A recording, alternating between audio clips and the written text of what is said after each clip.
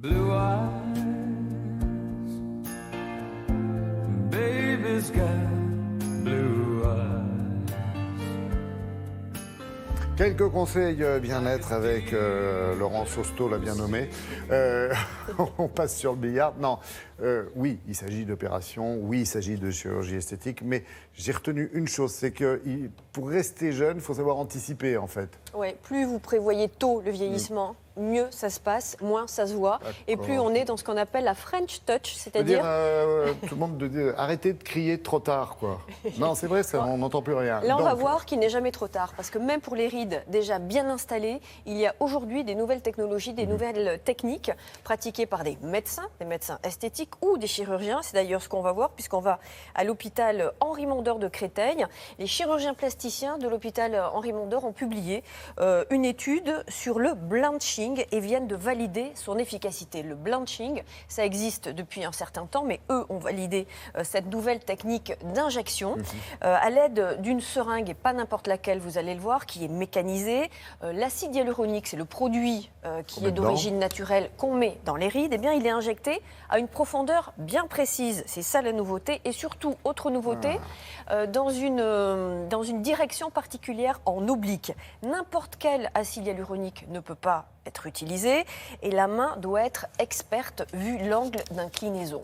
C'est hyper technique, ça ne peut pas être mis dans toutes les mains. Le résultat est spectaculaire sur les ridules et même sur les rides profondes.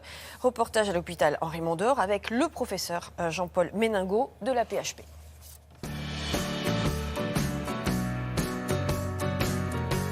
Le blanching consiste à injecter très superficiellement une ride, vraiment dans l'épiderme. On utilise donc un acide hyaluronique qui est extrêmement fluide et donc on sait qu'on est dans le bon plan parce que justement il y a un effet de blanchiment de la ride et c'est pour ça qu'on appelle cette technique le blanching. C'est transitoire, ça dure que 2 heures, mais ça indique qu'on est dans la bonne profondeur. J'injecte, je me mets à quasiment 10 degrés et j'enfonce presque pas l'aiguille.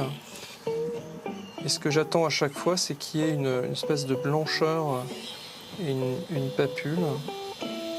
C'est un mécanisme d'induction tissulaire, c'est-à-dire que ça oblige les cellules de la personne à fabriquer son propre collagène.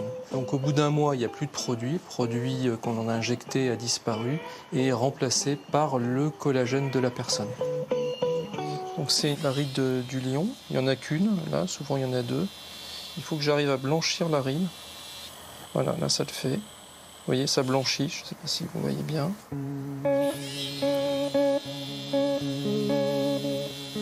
Voilà, là on a fini, c'était rapide. Très rapide. Alors ça permet de traiter quelquefois aussi des cicatrices un peu rebelles sur le front. Est-ce à dire que la ride est réparée? La ride pourra être complètement réparée. Pour quelqu'un qui est vraiment motivé, il fera peut-être quelquefois plusieurs séances, mais on peut vraiment la réparer complètement, y compris des rides importantes. Donc ça, c'est des rides extrêmement difficiles à traiter. Avec les techniques de Botox, c'est très moche parce qu'on a des lèvres qui sont paralysées. Pendant des années, on cherchait, on n'avait vraiment rien d'idéal à proposer. Mais je crois que c'est vraiment la technique qu'il faut utiliser pour ce qu'on appelle vulgairement le code barre. C'est pas définitif parce que souvent il faut quand même refaire un petit peu d'induction, mais ça dure très longtemps, facilement plus d'1 an. Je pense qu'on a vraiment intérêt à faire ça, prévenir au maximum et à traiter les ridules avant qu'elles deviennent des rides profondes qui seront plus difficiles à traiter.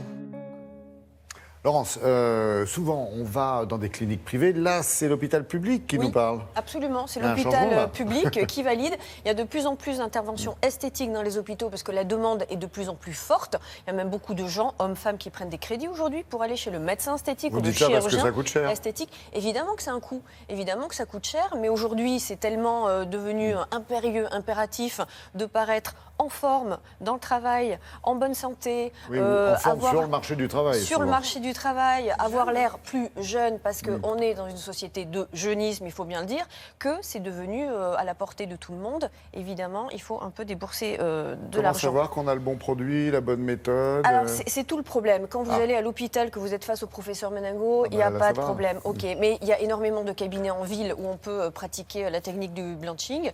Donc, il faut faire attention, évidemment. Un médecin médecin, c'est la base, médecin esthétique, c'est mieux. Et puis le bouche à oreille joue énormément sur les résultats des patients et des patientes. Il faut commencer jeune ces techniques-là. Pourquoi? Parce que ça induit toute notre production naturelle de collagène. Et plus on produit du collagène tôt, Merci. plus la ride est comblée.